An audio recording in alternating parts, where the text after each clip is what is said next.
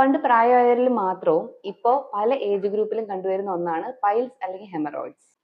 നമ്മുടെ food pattern രീതികൾ മാറി, അതേപോലെ ലൈഫ് സ്റ്റൈൽസ് മാറി, ഇങ്ങനെയൊക്കെ വരുമ്പോഴത്തേക്കും ക്രോണിക് ആയിട്ടുള്ള കോൺസ്റ്റിപ്പേഷൻ, ഡയേറിയ ഇതെല്ലാം കണ്ടുവരുന്നു.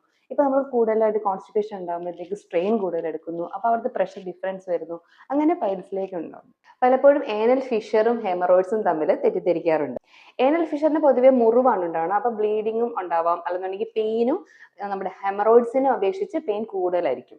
എൻഎസിൽ ബ്ലഡ് വെസൽസിൽ ഇൻഫ്ലെയിംഡ് അല്ലെങ്കിൽ സ്വൊള്ളൻ ആവുന്ന കണ്ടീഷനാണ് നമ്മൾ ഇത് പൈൽസ് പറയുന്നത്. വെരിക്കോസ് വെയിൻ പോലെ തന്നെ ഇന്റേണൽ ആയിട്ടും എക്സ്റ്റേണൽ ആയിട്ടും ഉണ്ടാവാം. ഇവിടുത്തെ പ്രഷർ ഡിഫറൻസ് കൊണ്ടിട്ടാണ് ഇത് കണ്ടുവരുന്നത്. പക്ഷേ പുറമെ ഉള്ളതിന് പെയിൻ കൂടുതലായിരിക്കും, കാരണം എൻഎസിന് ചുറ്റുമുള്ള സ്കിന്നിൽ പെയിൻ ക്യാരിങ് നെർവ്സ് കൂടുതലായിട്ട് കണ്ടുവരുന്നു. Triggering factors: chronic constipation or diarrhoea, അല്ലെന്നുണ്ടെങ്കിൽ പ്രഗ്നന്റ് ലേഡീസിൽ ബേബി ഡെവലപ്പിംഗ് ആ ടൈമില് പ്രഷർ അനുസരിച്ചിട്ടുള്ള ഡിഫറൻസ് കൊണ്ടിട്ട്, അതല്ലെന്നുണ്ടെങ്കിൽ ഹെവി ലിഫ്റ്റിംഗ്. ഹോമിയോപ്പതിയിൽ ഇപ്പൊ ഹെമറോയിഡ്സ് ആണെങ്കിൽ പോലും പല പല മെഡിസിൻസ് ആണ് പല വ്യക്തികൾക്കും പല സിംറ്റംസിന് അനുസരിച്ചിട്ട്. ഒരു പേഷ്യന്റിന് ഏനസിലെ ഡ്രൈ ആയിട്ടുള്ള സ്റ്റിക്ക് കുത്തിയിരിക്കുന്ന പോലത്തെ ഫീലിംഗ് വിത്ത് ബാക്ക് ഏക്ക്, ഇങ്ങനെയുള്ള കേസിലാണെങ്കിൽ നമ്മൾ എസ്ക്യുലസിലേക്ക് പോകും.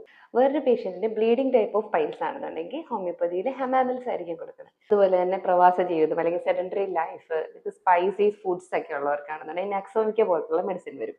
പിന്നെ ചിലവർക്ക് സോഫ്റ്റ് സ്റ്റൂൾ ആയിരിക്കും എന്നാൽ പോലും പെയിൻഫുൾ ഉള്ളത്, അങ്ങനെയുള്ള കേസിന് ബേസിലിന് കൊടുക്കും. ഇപ്പൊ അലോസ് പോലുള്ള ഡ്രഗ്സിനാണെന്നുണ്ടെങ്കിൽ അത് എക്സ്റ്റേണൽ ഹെമറോയിഡ്സ് ആയിരിക്കും, അതായത് ഒരു ഗ്രേപ്സ്, ഒരു ബഞ്ച് ഓഫ് ഗ്രേപ്സ് പുറത്തേക്ക് പ്രൊട്രൂഡ് ചെയ്ത് നിൽക്കുന്ന പോലത്തുള്ള പൈൽസിനായിരിക്കും, അപ്പൊ അത് അലോസ് കൊടുക്കും. അപ്പൊ ഇങ്ങനെയുള്ള ഹോമിയോപ്പതിക് മെഡിസിൻസിന് ഓരോ ഡോസേജസ് ആയിരിക്കും, ഓരോ പൊട്ടൻസീസ് ആയിരിക്കും ഓരോ പേഷ്യൻസിന് കൊടുക്കുന്നത്. അതുകൊണ്ട് തന്നെ നിങ്ങൾ ഒരു ഡോക്ടറിനെ കൺസൾട്ട് ചെയ്ത് മാത്രം മെഡിസിൻസ് കഴിക്കുക.